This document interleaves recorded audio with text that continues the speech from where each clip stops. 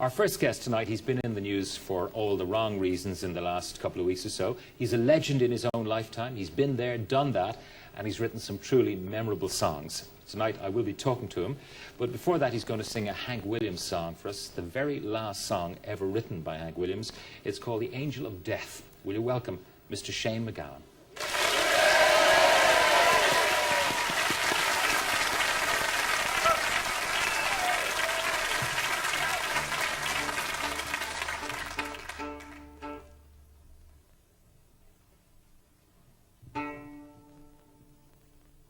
In the great book of John, you've been warned of the day when your body must lie beneath the cold clay. The angel of death will come down from the sky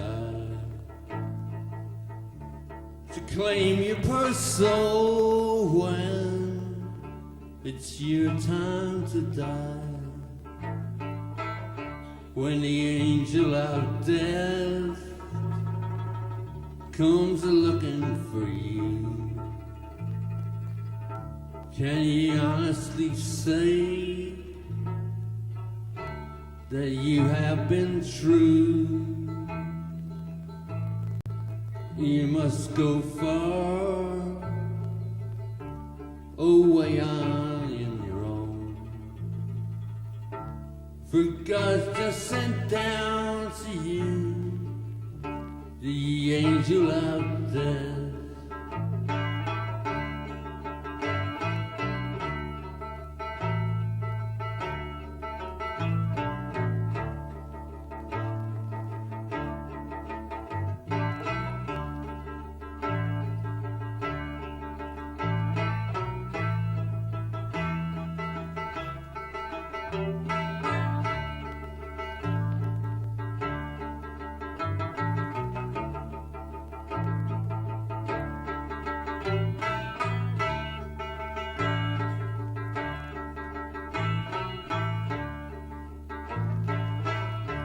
When the lights they grow dim and the dark shadows creep, and the ones that you love are all gathered to weep, can you honestly say with your dying breath you're ready to meet with the angel of death?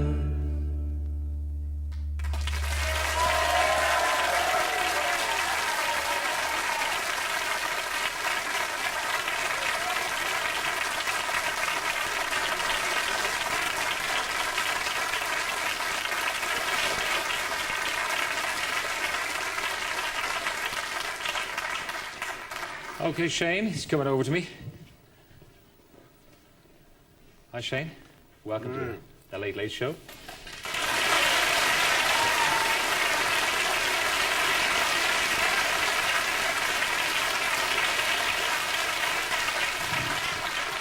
I reckon they still like you. You haven't been on for a while.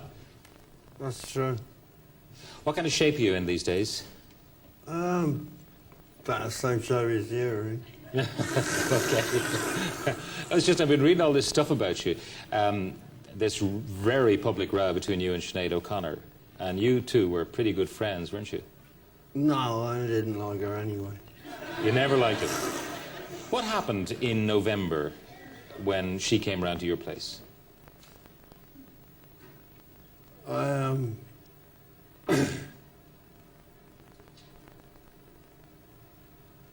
Well, she told me she was a priest, and if I didn't do what I said, she said me being a Catholic. She was doing a kind of religious number on you? Yeah. She said she was going to shop you for heroin, isn't that so? And she did. That's right, but I haven't been convicted of anything. Yeah. You admitted there was some stuff on the premises, some heroin in your house. Yeah? It's all sub judice. Okay. It's been in the public domain, it's been in the newspapers and so on. How did you react to the arrival of the Poison Blue? You know, based on the fact that someone that you'd known all those years had gone around and said, you've got to go round to Shane's house.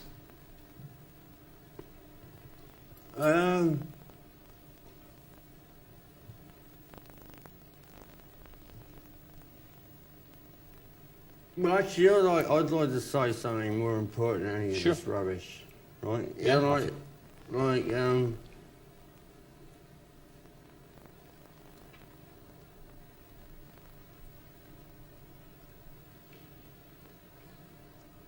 it's a very dangerous drug, heroin, Yeah?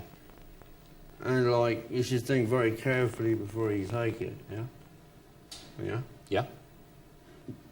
But that's the same goes for alcohol or nicotine, yeah? But, like, I'm not a regular heroin user, yeah? Yeah. Okay? You're not an addict to heroin. No.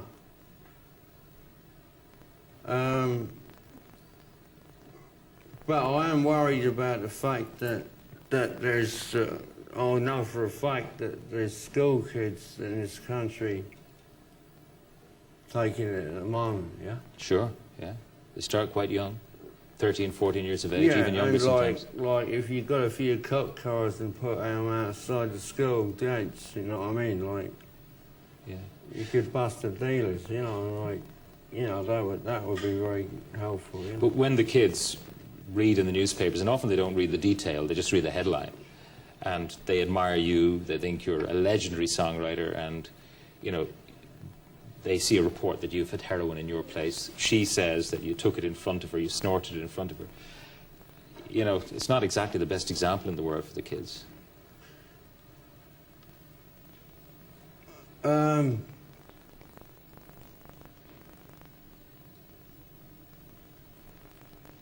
There was okay. It's true that I did have some heroin, yeah? Yeah. Yeah? Yeah. And, like, so, like, she not only reported it to the police, right, who were perfectly aware I had it, yeah? Yeah. Because they're all mates of mine, Yeah. yeah? Right, yeah? Yeah. And you know, there's an occasional sort of like, Pacino's illegal, you know what I mean? Right. You Yeah, would be an right. occasional user. Is that what you're saying? And they would be aware. A very occasional user are aware of that. They know I'm not a dealer. They know that my place is not a hangout for heroin users or anything like that. You know. So what bothers you most? So Sinead, by publicising it as much as possible, has done her best, whatever her intentions, to publicise it, and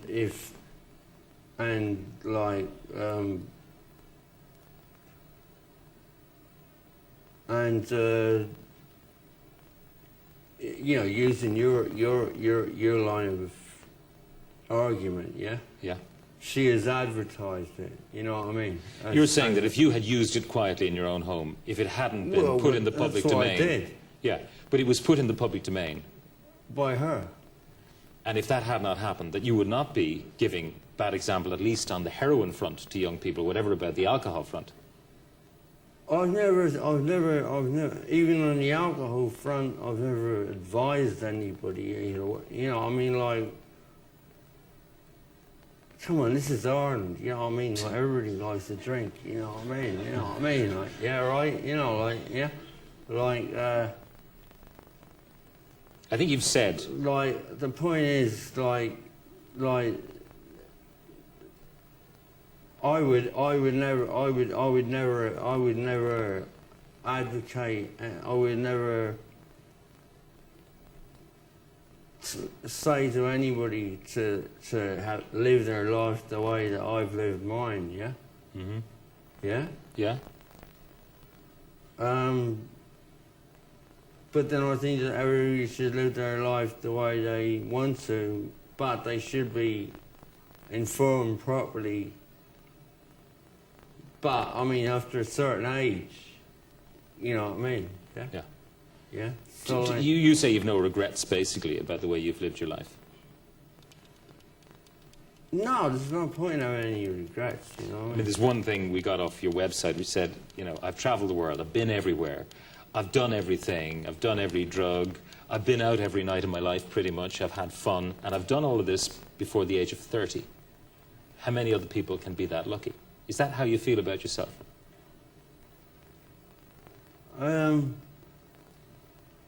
Yeah. I mean, yes, I feel very lucky, yeah. I feel very lucky. I mean, like, three quarters of the world are starving to death. You know, like the idea of a decent, not a decent meal, but it's a bowl of rice, like, is something they dream about, you know? Mm. Yeah? Yeah, and your life is a lot... They living without fear of being massacred, you know what I mean? Or, like, plague, you know, like, etc., yeah. But would you like to be less dependent on drink? I mean, you have admitted that you're addicted not to heroin, not to cocaine, not to any of those things. You're addicted to the booze. Would you prefer not to be? In England, I would be regarded as an alcoholic. In Ireland, I'll be regarded as a city drinker.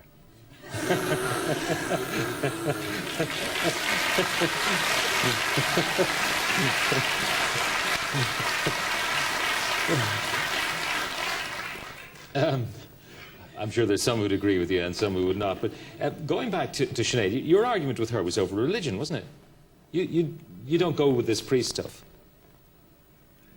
I thought we just got rid of all that crap. You know what I mean? You know, I thought that was the final chain. Not the final. Yes, the final chain. You know.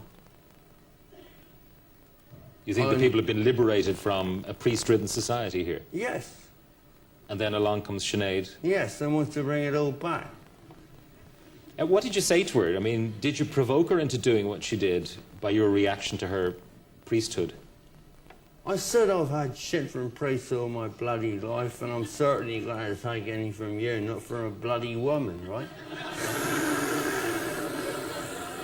So, do you think it was a fit of pique that brought her round to the police station? What? Was it a fit of pique then that brought her around to the police station, in your view? Well, who can say, you know what I mean? Like it's different. I've never been able to get my head inside a woman's mind, you know? See, there's a view that she's trying to save you from yourself, that she looked at where you live. Well, I think it's bloody obvious that she does everything for publicity, and like, and at this stage of the game, like, she doesn't even give it, like, you know what I mean, like, she'll do anything for publicity, you know what I mean, you know. What are the implications, what are the implications for you, Shane? I mean, you're back in court in March. If you were convicted for possession... I'm not going to be convicted. Okay, but if you were, I mean, for your career, pretty heavy implications, aren't there? America. Yeah, but I'm not... It's been sorted. It's been sorted? Yeah. Yeah. Because you couldn't go to America, for instance, if you had a felony on your... Yes, but it's been sorted, so that's just as hypothetical. Yeah. Your antipathy towards priests and all that, where does that come from? I mean, was there any particular thing in your life that... I mean, well, they excommunicated the first Doyle, for instance, you know what I mean? The first Doyle? Yeah. But in your own family? They excommunicated Pierce, Connolly, those people, before they were shot by the Brits. I mean, that's kind of a very historical view of things. I'm talking on a personal basis. Well, okay, They have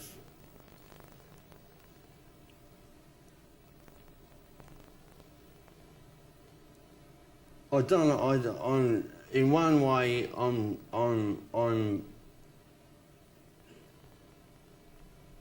30 years ago. If that stuff had come out the way it did, you know, I would like it the way it did, you know. What about priests? About them being a bunch of sex criminals, basically, you know, like who are also who were indulging in all the things that they were making people. Yeah, not all of them, by the way. Enough for them to make it, the whole thing, a hypocritical pile of If it had come out rubbish. 30 years ago. Yeah, they would have been lynched in the street, you know, they would have been pulled to bits in the street, they would have been. But they haven't even been brought up on charges, you know. Your folks are in the audience. Yeah. And Morris and Teresa, hi. I just want to say hello to you. Thank you very much for joining us in the studio tonight. Teresa, I mean, what do you think of what's happening to Shane, particularly in the papers in recent times? Yeah, as far as I'm concerned, as I say, Shane is a son who's very, very talented, loved very much by us, extremely trustworthy, and of course of whom we're very proud. Do you worry about him? As regards your question about the papers, I do not think that in going to the police to report Shane, Sinead O'Connor did the right thing. And may I make a point? If Sinead did it as a friend, as she claims, why all the publicity? Why all the publicity? That's not the action of a friend. She should not have spoken to the papers. That's right. Morris? I never comment on Shane's private life. Right. There's so much more to comment upon.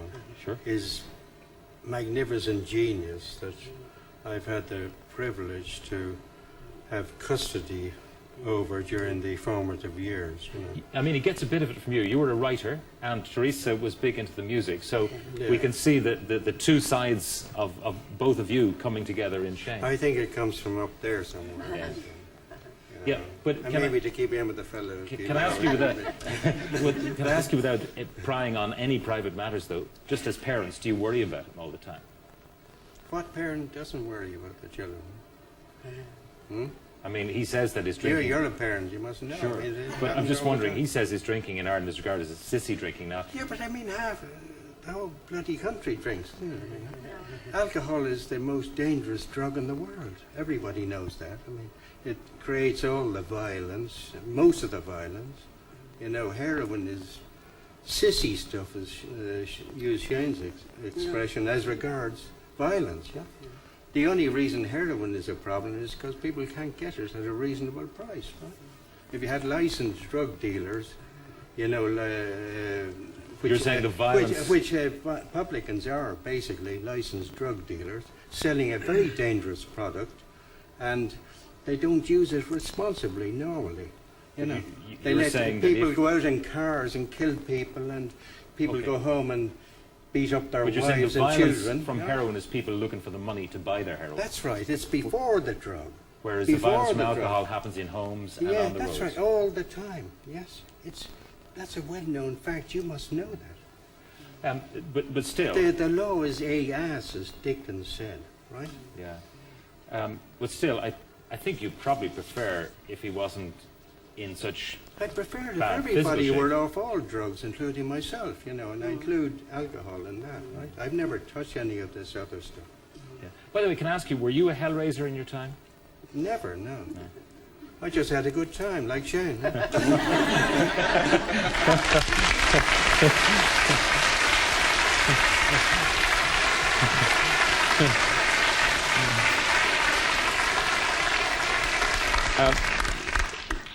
In spite of all your current difficulties, Shane, you're working away on a new project, 20th Century Paddy. Yeah. That's what, is it a single album, a double album? When will it be out? I already put another album out before that, like,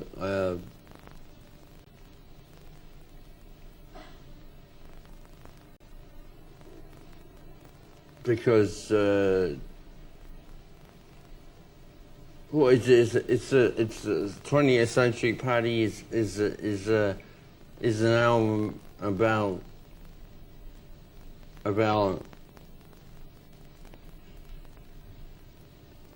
Ireland, the Ireland that I know through my grandparents and their people. You know, my granduncles and grandaunties and all those, like, you know, some of whom were involved in the IRA. You know, one of whom was a commandant in the IRA. Yeah, in the 1920s, yeah, like, and 1920s, like the rest of them, like the house, like I spent a lot of my early childhood in was a safe house, yeah. A safe house for the IRA. Yeah. Well, look, we're going to have to leave it here, but Shane, thank you very much for being with us tonight, and we look forward to having you back with a few friends, I reckon, and we'll do some more music on the show. Sure. Shane MacGowan, thank you very much. Okay, stay put there for a second, Shane. Yeah. Just for 1 second. Yeah. Okay, that's the end of part one. See you in a couple of minutes.